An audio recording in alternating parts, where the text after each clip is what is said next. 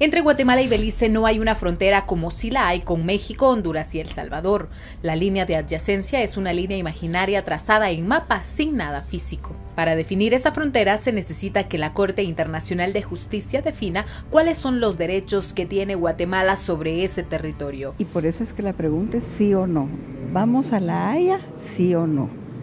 Esa es la única solución que existe para resolver el diferendo territorial con Belice, sí o no. Para entenderlo mejor, hay que remontarse a 1821, cuando Guatemala se independizó de la corona española, heredando los títulos de propiedad de ese territorio. Sin embargo, los ingleses lo ocuparon de forma ilegal. El diferendo entre Guatemala y Belice, que se mantiene desde hace 200 años, ha ocasionado subdesarrollo en el departamento de Petén, violencia con la muerte de 10 campesinos y la controversia y enfrentamiento entre los dos países. Y eso ha causado que en los últimos años hayan muerto 10 guatemaltecos. El último, el caso lamentable de un niñito de 13 años que lo mataron por la espalda. Entonces, si tenemos una frontera definida, podemos ya llevar a cabo acciones con Belice en muchos campos, en el campo turístico, en el campo económico, y dejar ya de por lado este diferendo que lleva ya 200 años. En la zona de adyacencia hace 20 y 25 años habían 5 comunidades y 400 habitantes. Hoy son más de 37 comunidades y más de 20,000 personas que están en el área de influencia en la zona de adyacencia. Guatemala reconoció a Belice como un país independiente en el año 1991, al reconocer 2 de 3 elementos que un Estado necesita para existir. El primero, autodeterminación de los beliceños, y el segundo, el gobierno beliceño. Pero el tercer elemento es que no reconoció el territorio porque Guatemala cree tener derechos soberanos sobre el mismo.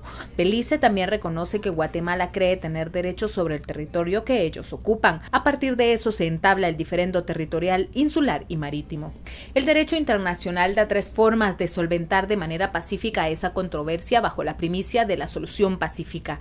Las 3 vías son la directa, el arbitraje o la Corte Internacional de Justicia. La Constitución establece que no podemos tomar una decisión sobre el territorio de Guatemala sin una consulta popular. La otra posibilidad sería pedir un arbitraje.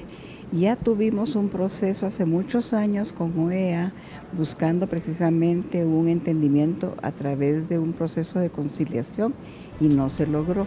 La vía directa fue un intento fallido, el arbitraje no es una opción.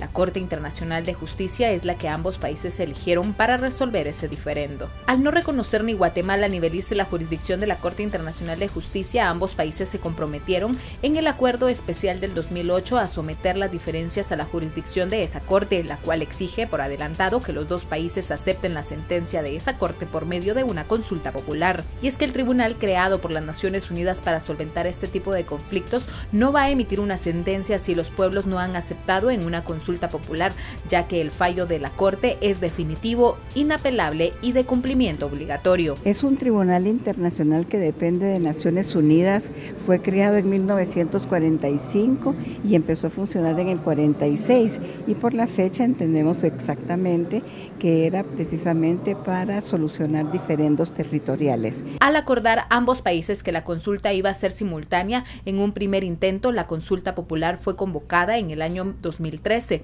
pero se canceló porque Belice había modificado su legislación interna que exigía el 60% de la participación de los beliceños, faltando a la igualdad de condiciones entre ambos países. Como Guatemala y Belice no pueden vivir con ese diferendo, es que este domingo sus ciudadanos votan para solventar bajo la jurisdicción de la Corte Internacional de Justicia este conflicto histórico.